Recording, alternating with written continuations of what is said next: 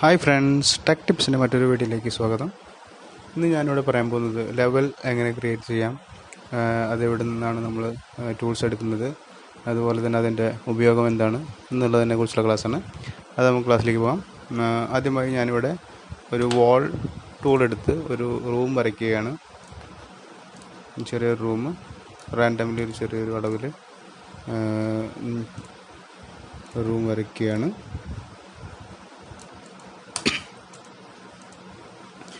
ഇപ്പോൾ ഈ റൂം വരച്ച് കഴിഞ്ഞ് കഴിഞ്ഞാൽ നമുക്ക് ഇവിടെ പ്രൊജക്ട് ബ്രൗസറിൽ എലവേഷൻ ടാബിൽ നമുക്ക് ഈസ്റ്റ്, നോർത്ത്, സൗത്ത്, വെസ്റ്റ് എന്ന് പറഞ്ഞിട്ട് 4 ഇത് കാണാം. അതിൽ ഏതെങ്കിലും ഒരെണ്ണം നമുക്ക് ക്ലിക്ക് ചെയ്ത് കഴിഞ്ഞാൽ നമുക്ക് അതിൻ്റെ സൈഡ് വ്യൂ കിട്ടും.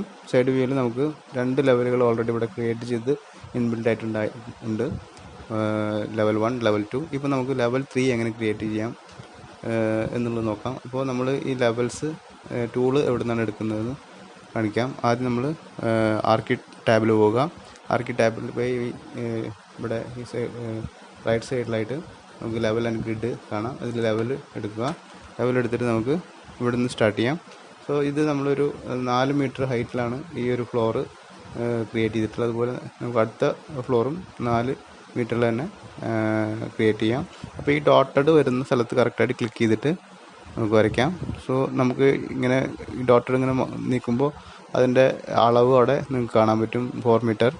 സോ ഈ ഡോട്ടറിൻ്റെ കറക്റ്റ് സ്പേസിൽ ക്ലിക്ക് ചെയ്തിട്ട് നമുക്ക് ഇവിടെ സെയിം അതേപോലെ തന്നെ ഡോട്ട് വരുന്ന സ്ഥലത്ത് ഡബിൾ ക്ലിക്ക് ചെയ്ത് അത് അവസാനിപ്പിക്കാം. ആ ഒരു ലെവൽ ഇപ്പോൾ ക്രിയേറ്റായി.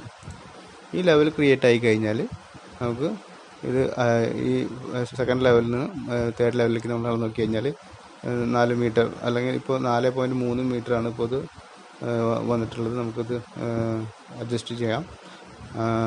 അപ്പോൾ നമുക്കിത് 4 മീറ്റർ ആക്കണമെങ്കിൽ ജസ്റ്റ് നമ്മൾ ക്ലിക്ക് ചെയ്തിട്ട് ഈ 8.3 എന്നുള്ളത് 8 എന്നാക്കി കഴിഞ്ഞാൽ ഓട്ടോമാറ്റിക്കലി ഈ ലെവൽ താഴേക്ക് ഓട്ടോമാറ്റിക്കലി വരും. കണ്ട, നമുക്ക് താഴത്തേക്ക് ഓട്ടോമാറ്റിക്കലി വന്നു. സോ ഇവിടെ നമുക്ക് ലെവലിൻ്റെ ഹൈറ്റ് വേരി ചെയ്യാൻ പറ്റും. ഇപ്പോൾ നമുക്ക് ഈ ഫ്ലോർ 4ഉം അടുത്ത ഫ്ലോർ 5ഉം ആണെങ്കിൽ ഇത് 9 ആക്കി കഴിഞ്ഞാൽ ഓട്ടോമാറ്റിക്കലി ആ ഫ്ലോർ മുകളിലേക്ക് പോകും. എത്രയാണോ നമ്മുടെ ആവശ്യം അതിനനുസരിച്ച് നമുക്ക് ഇവിടെ ചേഞ്ച് ചെയ്ത് കൊടുക്കാനുള്ള ഓപ്ഷനുണ്ട്. അതേപോലെ തന്നെ നമുക്ക് ഈ ഫ്ലോറുകളുടെ നെയിമിങ് നമുക്ക് ചേഞ്ച് ചെയ്ത് കൊടുക്കാം. സോ ഇവിടെ ലെവൽ 1 എന്നുള്ളത് അപ്പോൾ നമുക്ക് ഗ്രൗണ്ട് ഫ്ലോർ എന്ന് മാറ്റി കൊടുക്കണമെങ്കിൽ നമുക്ക് മാറ്റി കൊടുക്കാം. GROUND ground floor.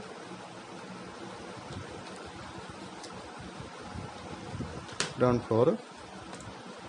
അപ്പോൾ റീനെയിം ചെയ്യണമെന്ന് ഒരു ഡയലോഗ് ബോക്സ് വരും. അത് യെസ് കൊടുക്കുക. അത് ഗ്രൗണ്ട് ഫ്ലോറായി. Second level first floor.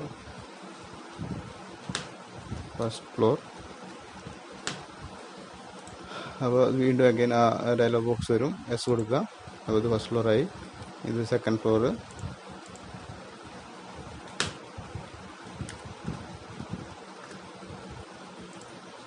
വീണ്ടും ഡയലോഗ് ബോക്സ് വരും. അത് യെസ് കൊടുക്കുക. അപ്പോൾ ഇങ്ങനെ നമുക്ക് എത്ര ഫ്ലോറുകൾ നമുക്ക് നമ്മുടെ ആ ഒരു ബിൽഡിങ്ങിന് ആവശ്യം വരുന്നു, അല്ലെങ്കിൽ നമുക്ക് എത്ര ലെവൽസ് നമുക്ക് ആവശ്യം വരുന്നു, അതനുസരിച്ച് നമുക്ക് ലെവലുകൾ ഇങ്ങനെ ക്രിയേറ്റ് ചെയ്ത് എത്ര വേണമെങ്കിലും നമുക്ക് ക്രിയേറ്റ് ചെയ്ത് പോകാം. അതും നമ്മുടെ ഏതാണോ നമ്മുടെ അളവ് അതിനനുസരിച്ചിട്ട് നമുക്ക് ഇങ്ങനെ കറക്റ്റ് എത്ര ലെവൽ വേണമെങ്കിലും ക്രിയേറ്റ് ചെയ്യാം. നമുക്കൊരു 10 ലെവൽ ഉണ്ടെങ്കിൽ 10 ലെവൽ, അത് നമ്മുടെ എന്താണോ നമ്മുടെ ആ ലെവലിൻ്റെ പർപ്പസ് അതിനനുസരിച്ചിട്ടുള്ള ഹൈറ്റും കാര്യങ്ങളും നമുക്ക് സെറ്റ് ചെയ്യാൻ പറ്റും. അപ്പോൾ ഇങ്ങനെ നമുക്ക് ലെവലുകൾ ക്രിയേറ്റ് ചെയ്യാം. അപ്പോൾ ലെവൽ ക്രിയേഷൻ എന്താണെന്നും അത് എവിടെ നിന്നാണ് കിട്ടുന്നതെന്നും ഞാൻ പറഞ്ഞത് മനസ്സിലായെന്ന് വിചാരിക്കുന്നു. നമ്മൾ ജസ്റ്റ് ഒരു ഒബ്ജക്റ്റ് വരച്ചിട്ട് ഈ എലവേഷനിൽ പോയി കഴിഞ്ഞാൽ അതിൻ്റെ സൈഡ് വ്യൂ കിട്ടും. സൈഡ് വ്യൂ കിട്ടി കഴിഞ്ഞാൽ ആർക്കി ടാബിൽ പോയിട്ട് നമുക്ക് ഈ റൈറ്റ് സൈഡിൽ നമുക്ക് ലെവൽ എന്നുള്ള കമൻറ്റ്സ് എടുത്ത് നമുക്ക് ലെവലുകൾ ഓരോന്നായി ക്രിയേറ്റ് ചെയ്യാൻ പറ്റും. ഇനി ഈ ലെവലുകളുടെ ഉപയോഗം എന്താണ്? നമ്മളിപ്പോൾ ഇത് ഒരു 3D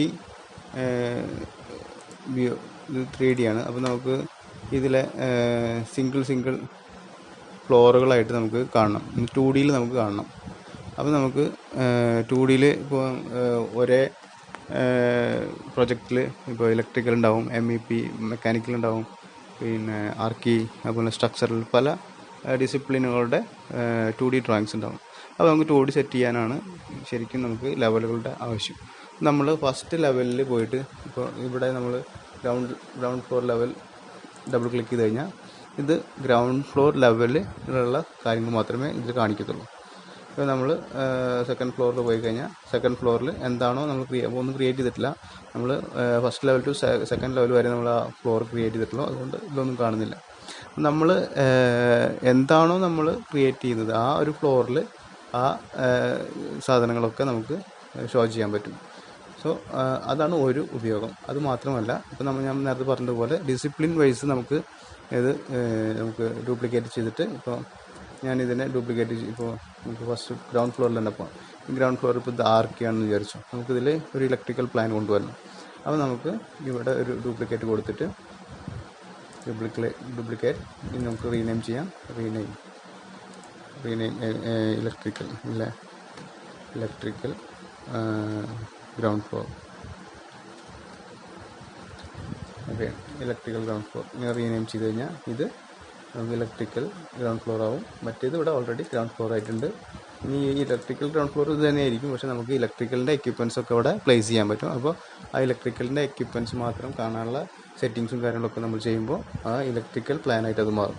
അതേമാതിരി തന്നെ പ്ലംബിങ്ങിൻ്റെ പ്ലാന്, പിന്നെ HVAC ഏത് പ്ലാനാണോ നമുക്ക് ആ ഒരു ഗ്രൗണ്ട് ഫ്ലോറിൽ വേണ്ടത് ആ പ്ലാനുകൾ നമുക്ക് ഈ മെത്തേഡ് വെച്ച് നമുക്ക് ഡ്യൂപ്ലിക്കേറ്റ് ചെയ്ത് ചെയ്യാൻ പറ്റും. അപ്പോൾ അതും നമ്മുടെ ലെവലുകളുടെ ഒരു ഉപയോഗമാണ്. അപ്പോൾ ഇത്രയും കാര്യങ്ങൾ മനസ്സിലായെന്ന് വിചാരിക്കുന്നു. ഇതാണ് ഇപ്പോൾ ലെവലുകളുടെ ബേസിക് കാര്യങ്ങളായിട്ട് പറയാനുള്ളത്. അപ്പോൾ വീഡിയോ എല്ലാവർക്കും മനസ്സിലായെന്ന് വിചാരിക്കുന്നു. അപ്പോൾ മനസ്സിലായെങ്കിൽ നമ്മുടെ ചാനലിനെ സപ്പോർട്ട് ചെയ്യുക. അപ്പോൾ വീണ്ടും അടുത്ത ഒരു വീഡിയോയുമായിട്ട് ഞാൻ നിങ്ങളുടെ മുമ്പിലേക്ക് വരും. ബൈ.